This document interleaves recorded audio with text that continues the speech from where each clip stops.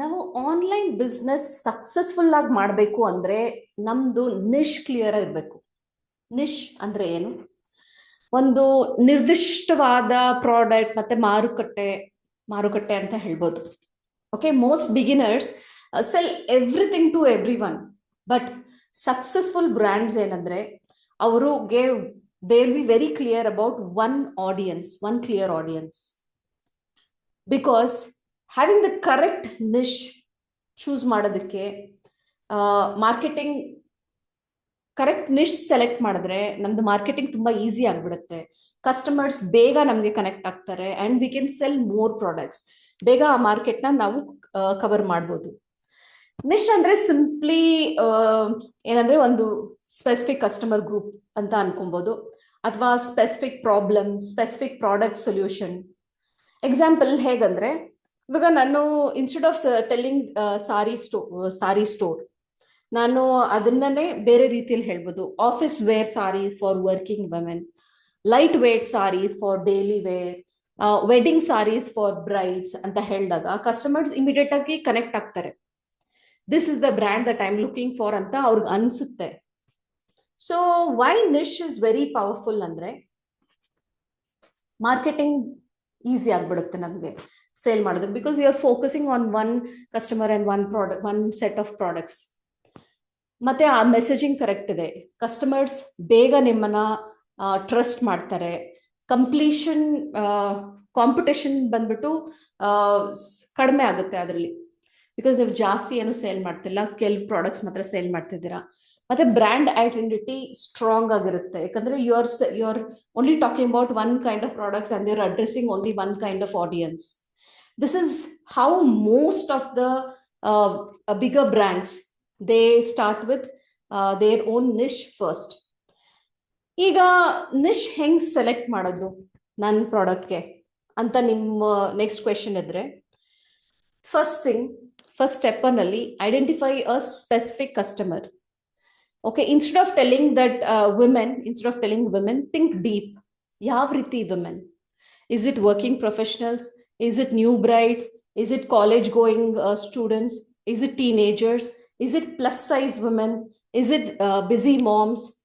ಅಥವಾ is it kids wear? Is it men's wear? Clear audience makes the messaging very, very powerful. Okay, identify the problem. That's the second step that you need to do. Customers buy some products which solves their problems. Example, ಈಗ working women idre, they need comfortable wear for their offices so that they can be comfortable for long hours. ತುಂಬಾ ಹೊತ್ತಿದ್ರು ಆಫೀಸಲ್ಲಿ ಅವ್ರಿಗೆ comfortable ಇರಬೇಕು. Bryde's, they want ಒಂಥರ beautiful exclusive collections. ಮತ್ತೆ wedding outfits ಒಂಥರ ಅವ್ರು different ಆಗಿರ್ಬೇಕು ಎಲ್ಲರಿಗಿಂತ ಅನ್ನೋ ರೀತಿ ಅವ್ರಿಗೆ ಬೇಕು. ಬಿಸಿ ಮಾಮ್ಸ್, ಅವ್ರಿಗೆ ಬಂದ್ಬಿಟ್ಟು ಈಸಿ ಟು ವೇರ್ ಕ್ಲೋದಿಂಗ್, ಬೇಗ ವಾಶ್ ಮಾಡಕ್ ಆಗ್ಬೇಕು, ಮೇಂಟೆನೆನ್ಸ್ ಈಸಿ ಇರಬೇಕು, ಆ ಥರ ಬಟ್ಟೆಗಳು ಅವ್ರಿಗೆ ಬೇಕು.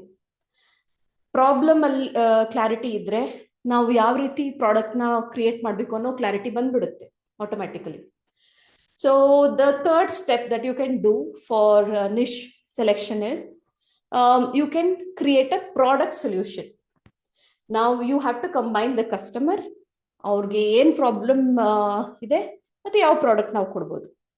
ಎಕ್ಸಾಂಪಲ್, ಇವಾಗ elegant light weight saris for working women who want comfort and style. So ನೀವು ಇಲ್ಲಿ 3 ಥಿಂಗ್ಸ್ ಹೇಳ್ತಾ ಇದ್ದೀರಾ. ಲೈಟ್ ವೇಟ್ ಸೀರೆಗಳು ಚೆನ್ನಾಗಿರೋದು, ಎಲಿಗೆಂಟ್, ಮತ್ತೆ ವರ್ಕಿಂಗ್ ವುಮೆನ್ಗೆನೆ ಫೋಕಸ್ ಮಾಡ್ತಿದ್ದೀರಾ. ಅಂದ್ರೆ ನೀವು ಹೇಳ್ತೀರಾ ಅದು ಕಂಫರ್ಟ್ ಮತ್ತೆ ಸ್ಟೈಲನ್ನು ಕೊಡುತ್ತೆ. So you are talking about customer, problem and product. So now your product has a clear positioning. So advanced industries ಅಲ್ಲಿ ಏನಾಗುತ್ತೆ ಅಂದ್ರೆ ನಿಶ್ ಬ್ರ್ಯಾಂಡ್ಸ್ ಬಂದ್ಬಿಟ್ಟು ಆಫನ್ ಹೇಗೆ ಗ್ರೋ ಆಗುತ್ತೆ ಅಂದ್ರೆ ಮೋರ್ ದೆನ್ ಇದು ಜನರಲೈಸ್ಡ್ ಸ್ಟೋರ್ಸ್ಗಿಂತನೂ ಈ ತರ ನಿಶ್ ಆಗಿ ಈ ತರ ಸ್ಪೆಸಿಫಿಕ್ ಆಗಿದ್ರೆ ಜನರಿಗೆ ಬೇಗ ಇಮೋಷನಲಿ ಕನೆಕ್ಟ್ ಆಗುತ್ತೆ. So customers feel understood and ಇದು even globally also many of the successful brands like yoga wear ಇರ್ಬೋದು, ಮೆಟರ್ನಿಟಿ ಕ್ಲೋದಿಂಗ್, ಮಿನಿಮಲಿಸ್ಟಿಕ್ ಜ್ಯುವೆಲ್ರಿ, ಈ ತರ ಸ್ಪೆಸಿಫಿಕ್ ನಿಶಸ್ ಬಂದ್ಬಿಟ್ಟು ಲಾಯಲ್ ಕಸ್ಟಮರ್ಸ್ ನ ಬೇಗ ಇನ್ವೈಟ್ ಮಾಡುತ್ತೆ. ಸೊ ನಿಶ್ಚಿಸ್ ಅಲ್ಲಿ ಮಿಸ್ಟೇಕ್ಸ್ ಮಾಡ್ಬೋದು ನಾವು ಸೆಲೆಕ್ಟ್ ಮಾಡುವಾಗ.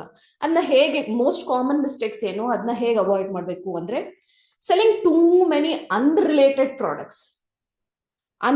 ಪ್ರಾಡಕ್ಟ್ಸ್ ಸೆಲ್ ಮಾಡಿದಾಗ ಅವ್ರಿಗೆ ಕನ್ಫ್ಯೂಷನ್ ಆಗುತ್ತೆ.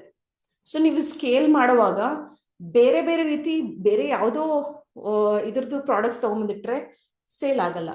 ಸೊ ಪೀಪಲ್ ನಿಮ್ಮನ್ನ ಮತ್ತೆ ಮರ್ತೋಗ್ತಾರೆ, because they will not recognize you for the brand that you have started. Okay, so and then trying to target everyone, then also it will not grow.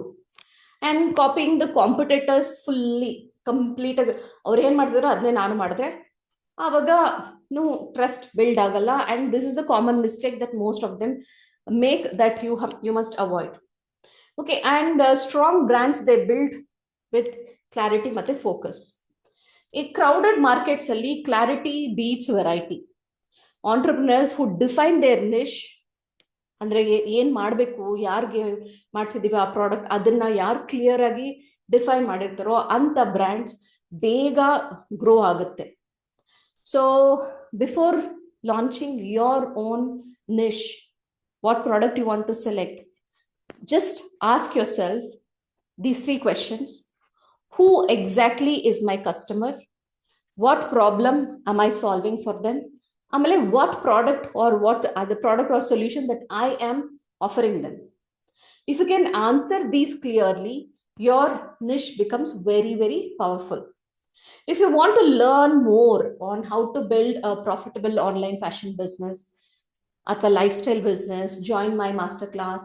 ಇದರಲ್ಲಿ multiple things ನಾನು ಹೇಳ್ಕೊಡ್ತೇನೆ, like profitable ನಿಶ್ನ ಹೇಗೆ select ಮಾಡೋದು, ಹೇಗೆ ಕಸ್ಟಮರ್ಸ್ನ attract ಮಾಡೋದು, ಮತ್ತೆ ಹೇಗೆ ನೀವು ನಿಮ್ಮ ಬ್ರ್ಯಾಂಡ್ನ ಗ್ರೋ ಮಾಡ್ಬೋದು ಸ್ಟೆಪ್ ಬೈ ಸ್ಟೆಪ್ ಅಂತ. So let's get started. Link ಬಯೋದಲ್ಲಿದೆ, ಮತ್ತೆ ನನ್ನ ಕಮೆಂಟ್ಸ್ ಅಲ್ಲೂ ಇದೆ, ಈ ವಿಡಿಯೋ ಇರುವ ಕಮೆಂಟ್ಸ್ ಅಲ್ಲೂ ಇದೆ, ಕಮೆಂಟ್ ಬಾಕ್ಸ್ ಅಲ್ಲೂ ಇದೆ. ಜಾಯಿನ್ ಇನ್ ಫಾಸ್ಟ್.